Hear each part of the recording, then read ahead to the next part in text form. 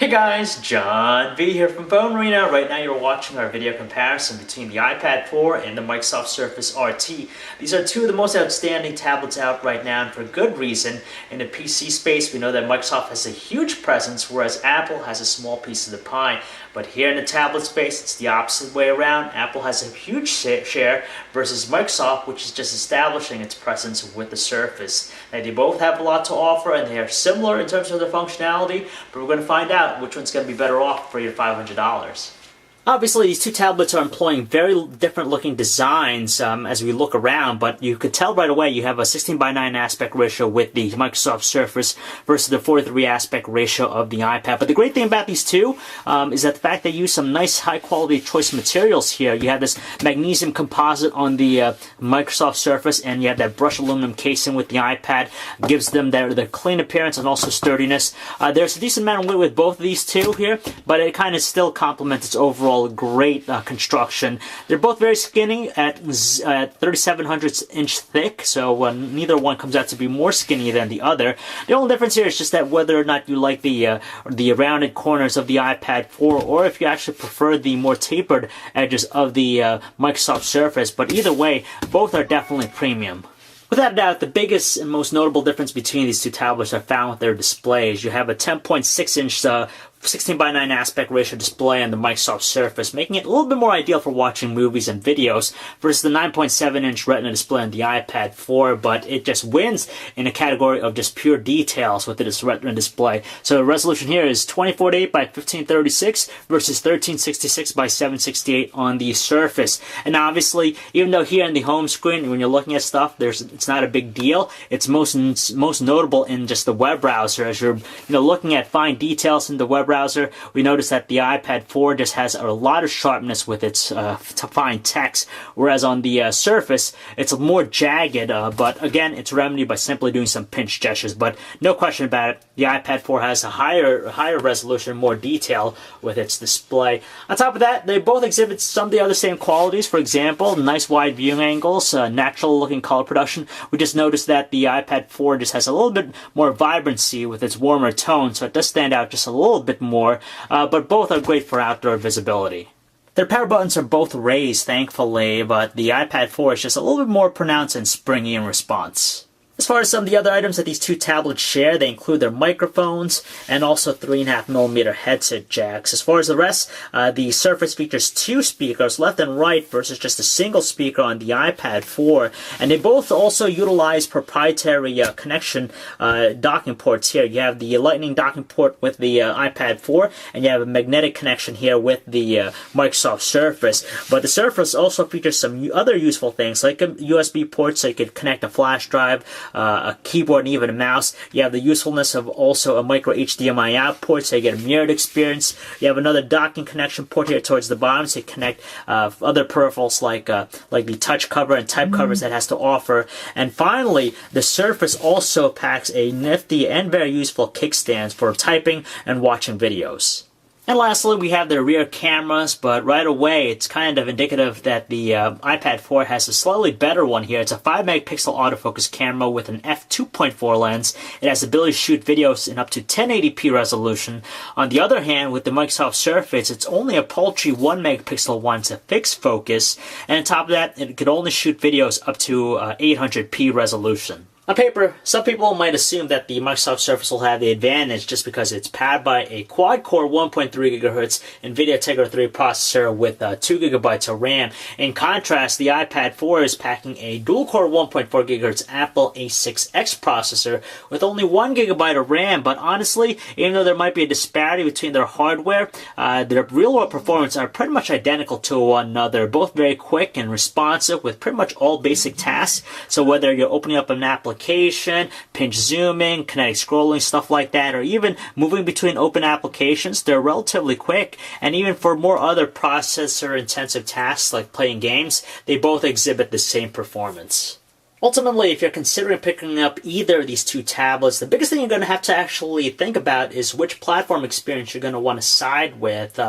You have the familiar look of the iOS 6 experience on the iPad 4, but if you want to try something fresh and new, definitely worth recommending checking out what the Surface has to offer with Windows RT. Now, we like the fact that the iPad 4 is just very simple, intuitive, and straightforward, and honestly, if you're checking out these platforms for the very first time, there's a lot lower learning curve with the iPad 4 versus the Surface here. But what the iPad 4 lacks is personalization, and that's what the Microsoft Surface has to offer. We definitely like its more dynamic look of its home screen, the start screen. In fact, you have all the cool, nifty live tiles that are updating a variety of different things, so it's great. And on top of that, they both share many other similar functionality. For example, as far as multitasking or switching between applications, you have the swipe gesture here with the Microsoft Surface, and you also have it in play too with the iPad 4, but it utilizes a four-finger gesture. Getting back to the home screen is not a problem with either of the two. I would definitely like the iPad 4's notification system better just because everything's accessible in one spot right away, and you don't have to worry about looking for them. But aside from that, they both have their pros and cons. As we said, if you want to go something a little bit easier, definitely check out the iPad 4. But if you want something that has a flashier look and more dynamic, of course, the Microsoft Surface. Fortunately, there's no problems typing up messages with their respective keyboards. They're both great for the occasion here. Now, with the portrait style option, we prefer the Surface more with its full-size keyboard just because it's not as wide compared to the iPad 4 here, so there's less stretching of our thumbs. But luckily, they both have split style options here just to accommodate our fingers a lot better. But with the Surface, there's also a handwriting recognition option as well as an alternative. But regardless of that, we like it that they have spacious layouts, very responsive too, and they're quick and keeping up with that rate. Great predictive text and autocorrect features, and as far as their landscape options are concerned, they're both more than usable with their spacious layouts. We gotta say, we're very impressed with the web browsing experience on the Surface, just because it matches the iPad 4 in many ways. First and foremost, you get fast page loads and also fluid navigational controls. The iPad 4, though, has a slightly faster rendering here and also has sharper looking details thanks to its higher resolution. But beyond that, the great thing that we love about the Microsoft Surface and Internet Explorer 10 is that it's very usable, basically like a desktop web browser, just because you could either use the touch-friendly version of the web browser, or you could switch to desktop mode and you get the same exact Internet Explorer 10 that's found on other Windows-based PCs. So, for example, when you're composing an email, you want to attach something, you hit the attach button. It actually allows you to actually open up or select a variety of different content, whether it be photos, videos, even Word documents, just the same experience that you get on a Windows PC. We're going to give the video watching experience to the Microsoft Surface just because with its 16:9 aspect ratio display, it's just more ideal. We definitely like the two for their smooth playback, of course nice punchy looking colors, and nice brightness output too, but it also helps that with the Microsoft Surface, you also get a very useful kickstand in the rear, so you have a hands-free experience.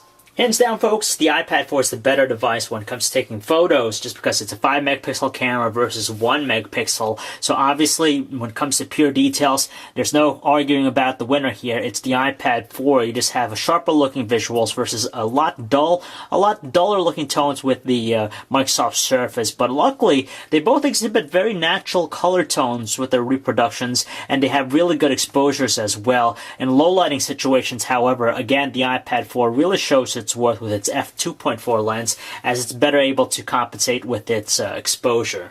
Likewise, the iPad 4 is also the go-to device for shooting high-definition videos, partly because it can shoot them in 1080p versus up to 800p on the Microsoft Surface. And knowing that, you get a lot more pleasing visuals with the iPad 4. Smooth capture rate, sharper-looking details. Both have really good exposure here, but there's some more noticeable evidence of artifacting going on with the Microsoft Surface.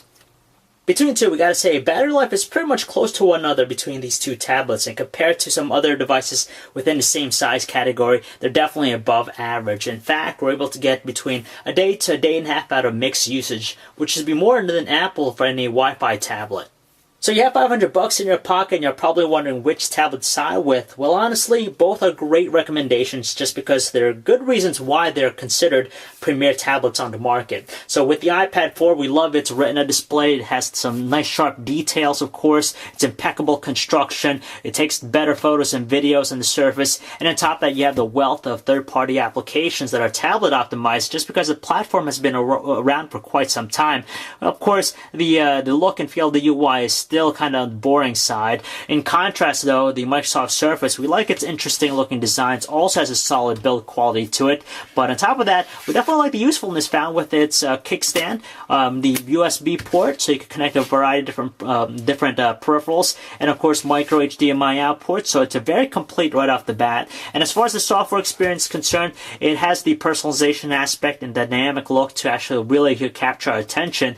It might be lacking with those third-party tablet optimized applications, but of course down the road it's going to continue increasing in that front. So either way, you're going to get a great tablet with both devices. So if you'd like to learn more about the iPad 4 or the Microsoft Surface, guys, you can check out our website, phonearena.com. This is John V. Thanks for watching.